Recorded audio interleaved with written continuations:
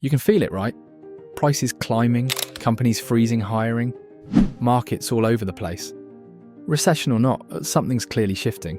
The worst thing you can do right now is wait for confirmation, because by the time the news calls it a recession, it's already too late to prepare. Let's talk about what to do now to stay steady, stay earning, and stay ahead. Most people don't realize this, but recessions don't hit all at once. They creep in, quietly. First it's a hiring freeze, then it's hours getting cut, then it's one friend laid off, then two. And just like that, your income's down, but your bills aren't. I've been through it. I've seen people get wiped out, not because they weren't smart, but because they weren't ready.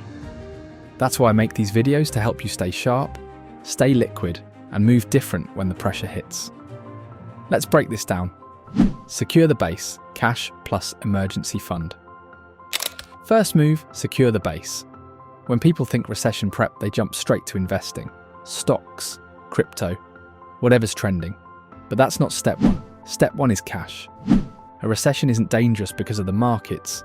It's dangerous because you might lose your income. And if you don't have a buffer, you're making decisions from fear, not power.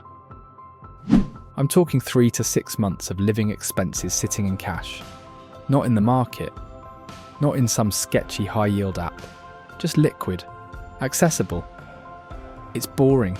It's simple. And it's exactly what saves people from spiraling when things get tight. This gives you time to think, time to pivot, time to move without panicking. And if you're thinking, there's no way I can save that much right now, start with 1 month. That's the goal. Not perfection. Progress. Audit your spending. Cut dead weight. Build the cash stack quietly. When the economy feels loud, your money should be calm. Key move 2. Build cash flow, not just a paycheck. If there's one thing recessions expose fast, it's how fragile most people's income really is. A single job, one source of money. That's it. And when that job gets cut, the whole system collapses. That's why the second move is this. Start thinking in cash flow, not just paychecks. What skills do you have that could earn even $200 extra a month? What could you freelance, flip, or package into something valuable? Doesn't have to be sexy, doesn't have to be scalable, it just has to pay. When money is tight and the market's shaky, the person with options always wins. If you're relying on one income stream, you're one email away from scrambling. But if you've got 2 or 3 small flows coming in, that's breathing room, that's leverage, that's power. And in a recession, breathing room is underrated. Key move 3. Audit your burn rate, cut the noise, keep the power. Recession survival isn't just about how much you make. It's about how long you can last when things tighten up. That's where burn rate comes in. Your burn rate is the money you need each month just to live your life. Rent, food, debt payments, subscriptions, everything. And here's the uncomfortable truth. Most people have no idea what their number is. They're leaking money on stuff they don't use, paying for convenience they don't need, and holding on to habits that made sense in 2021, but are dangerous now. So this is the move. Pull your last 30 days of transactions. Separate needs from ego.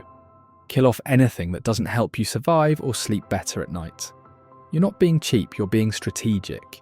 The goal isn't to suffer, it's to create margin. Margin gives you freedom. Margin buys you time.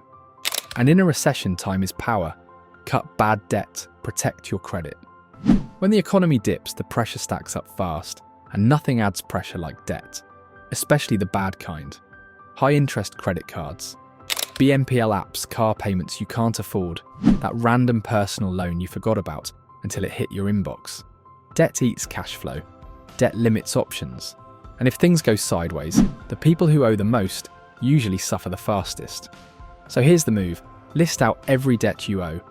Prioritize the high-interest killers first. That 22% credit card is burning a hole in your future. And if you can't pay it down right now, refinance, negotiate, Consolidate. do something. At the same time, protect your credit. Why? Because in a recession, credit isn't about buying things. It's about having access when you need it. A solid credit score gives you leverage. It can be the difference between a loan that saves you and being stuck because no one will lend. Protect your credit like it's your passport. You don't want to need it, but when you do it better, be clean.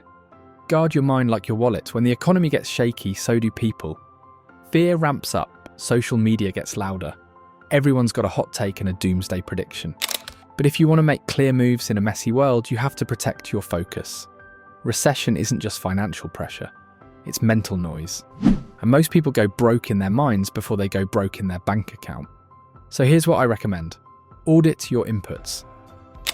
If it doesn't help you stay calm or make smarter decisions, mute it. Stop comparing. Someone else's highlight reel is not your blueprint. Journal your thoughts once a week. See what's noise, what's truth, and what's actionable. You don't need to know everything. You just need to be clear-headed when it's time to move. Clarity is a competitive advantage, especially when everyone else is panicking. Investing comes last, but it's where you level up. If you've handled your basics, cash buffer, stable income, low burn rate, no bad debt, then yeah, we can talk about investing. But here's the truth. Investing during a recession only works if your foundation is solid. You don't want to be buying stocks with rent money. You don't want to be panic selling your investments to cover your bills. That's not strategy, that's survival. So the game is this: get safe first, get stable second. Then invest small, smart and consistently, even during the downturn.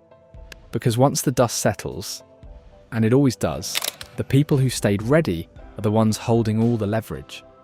Wealth is built when everyone else is scared, but only if you're not one of the scared ones. Bonus point for you. One last bonus move, and it might be the most important one.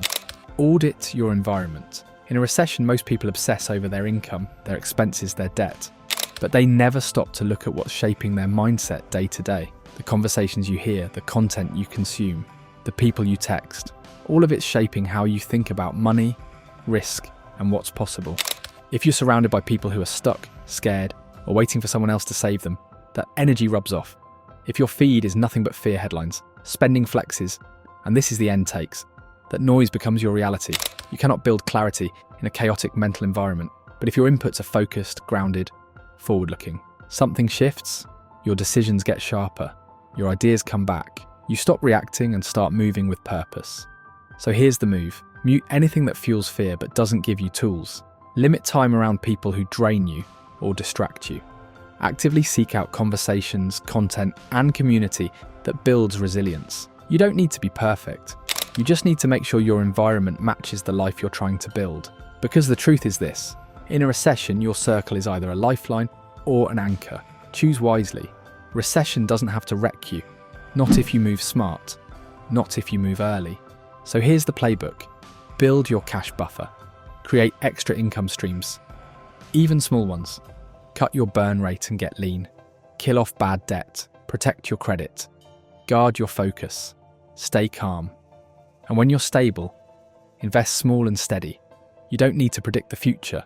You just need to be ready for it. If this video helped shift your mindset or gave you a clearer plan, share it with someone else who's feeling that quiet pressure right now.